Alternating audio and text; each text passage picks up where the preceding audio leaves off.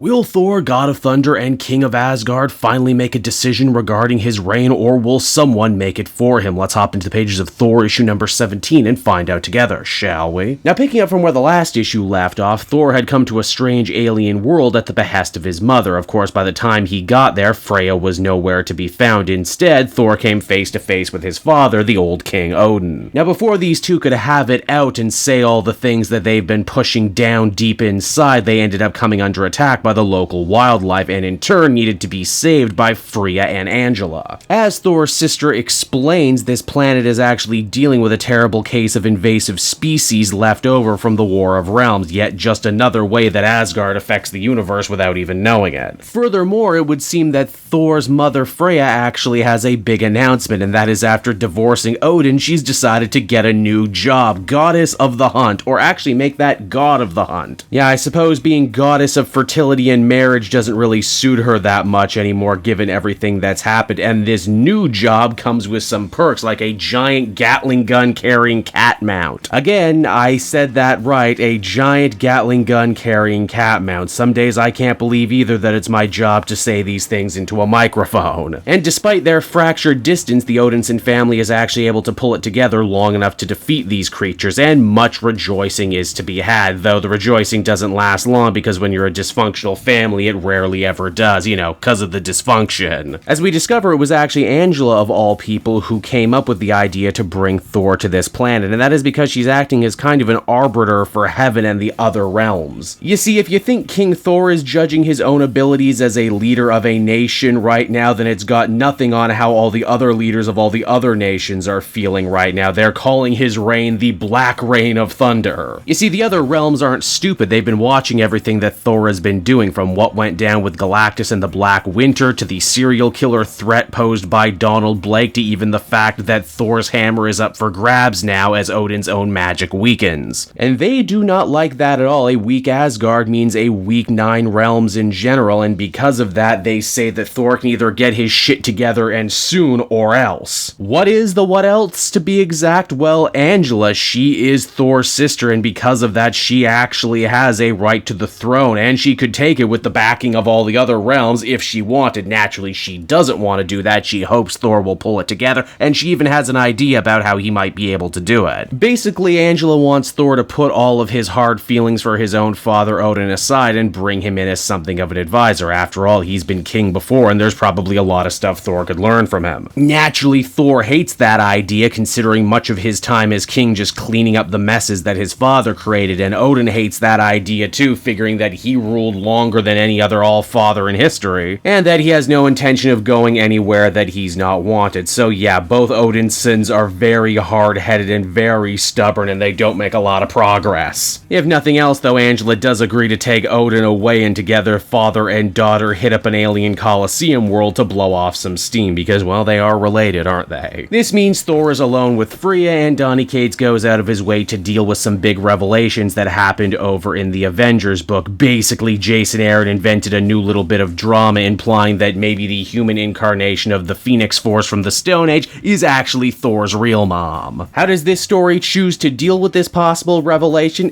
Basically how I choose to deal with it as a fan, and that is kind of ignore it. Oh, the Phoenix might be your mom? Well, that's not really a huge deal, because Freya is the one that raised you, loved you, cared for you, and tried to protect you from the worst of your father. In fact, as we find out in this issue, Thor's first words were actually "Mama" said to Freya, which is actually just very genuinely sweet. Freya says she also wishes that she could have reached out to her son sooner, but she worried about making it look like she was overstepping her boundaries. He is a man after all, and he should be allowed to succeed and fail on his own terms. And hey, while we're on the subject of failure, remember a couple issues back when Thor went to go have a little conversation about Captain America on the subject of how anyone could lift his hammer anymore? Well, he left it at Avengers Mountain, before going on this big interstellar family therapy meeting. As the comic comes to an end, though, Thor ends up getting a message from Captain America. It seems that the hammer that he had left at the mountain, well, now it's missing and no one knows where it is. And so there you have it, everyone. Thor issue number 17, and once again, Donny Cates goes out of his way to deliver a kind of subtle little Thor story here, a much chiller, more relaxed, laid-back story than what we're used to in this run. And honestly, I think King Thor was overdue for a story that shone the spotlight on his very dysfunctional family, as well as trying to deal with some new new continuity wrinkles introduced by other writers. I'm also very interested in the idea of a great Mjolnir heist and Thor having to get it back without actually being able to use the power. That should be fun. Overall, I think I'd feel comfortable giving this one a 7.5 out of 10. It was slower, but in a good way.